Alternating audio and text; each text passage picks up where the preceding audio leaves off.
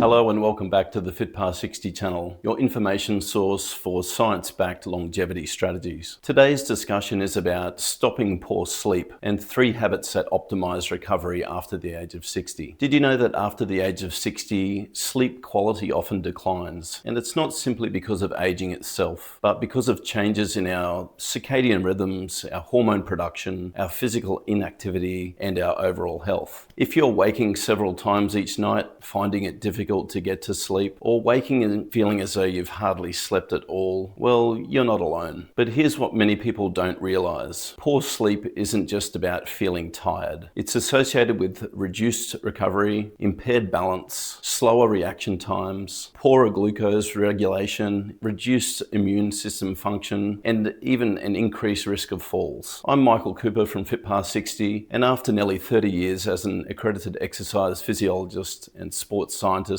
I've seen that improving sleep often transforms not only how people feel, but also how well they move, recover, and function every day. Today, I'll explain 3 evidence-based habits that target the physiology of healthy sleep. Let's begin. Habit number 1, use resistance training to improve sleep physiology. Many people think of resistance training as something that builds muscle, but it also helps regulate sleep. Regular strength training improves what researchers call sleep efficiency, the percentage of time that you're actually asleep when you're in bed. It also increases the body's homeostatic sleep drive. In simple terms, your body develops a stronger biological need for restorative sleep. Resistance training also improves insulin sensitivity, reduces chronic low-grade inflammation, and helps regulate hormones involved in recovery and energy balance. Collectively, these changes create a more favorable physiological environment for deep restorative sleep. Aim for 2 or 3 full-body resistance sessions each week. Focus on compound exercises such as sit-to-stands and squats, step-ups, rowing activities, chest presses, and even overhead work. Remember that the goal isn't about getting to exhaustion, it's progressive overload performed consistently. One important point, if vigorous exercise leaves you feeling energized, avoid training within 1 or 2 hours of bedtime. For many people, morning or afternoon sessions align better with their natural circadian rhythm. So here's habit number 2, protect your circadian rhythm. Your body contains an internal biological clock known as the circadian rhythm. This system regulates when you're alert, when you're sleepy, your body temperature, hormone release, and countless metabolic processes. As we age, the circadian signals often become weaker. Melatonin production declines, sleep becomes lighter, and nighttime awakenings become more common. The most effective way to strengthen this system is through consistency. Try waking up approximately at the same time every day, and try and go to bed at a similar time every night. Expose yourself to natural morning sunlight soon after waking. Morning light is one of the strongest biological signals for resetting your circadian clock. Then during the evening, begin reducing the stimulation. Try dimming your lights, avoiding unnecessary screen exposure. Try some reading, some gentle stretching, and practice some slow breathing. These behaviors support the natural evening rise in melatonin, helping you prepare your brain for sleep. Think of your evening routine as signaling to your nervous system that it's safe to transition from your alert mode into your recovery mode. Habit number 3, support overnight recovery through nutrition. Recovery doesn't stop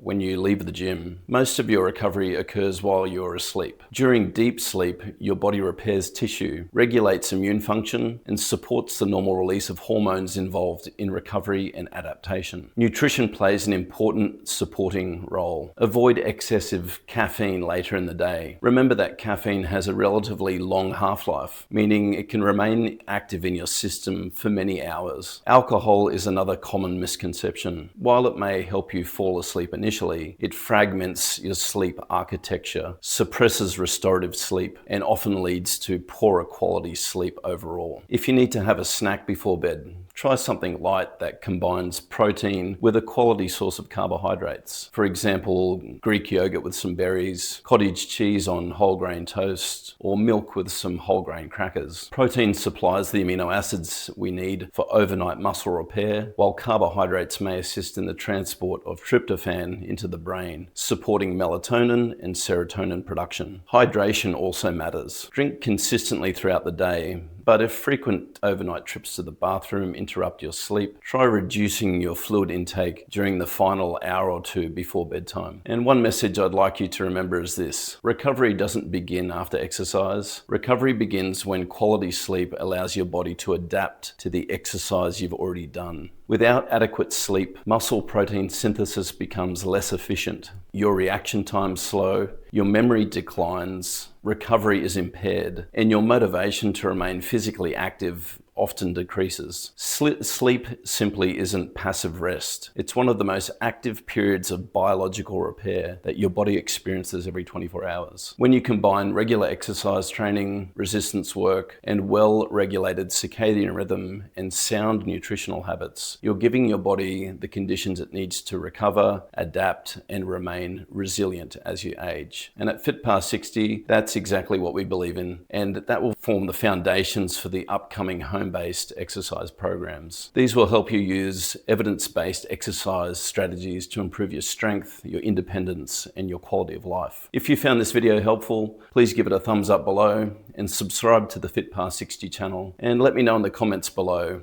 which of these 3 habits are you going to work on this week. Thanks very much for watching, and remember, age strong by science. Thanks for watching.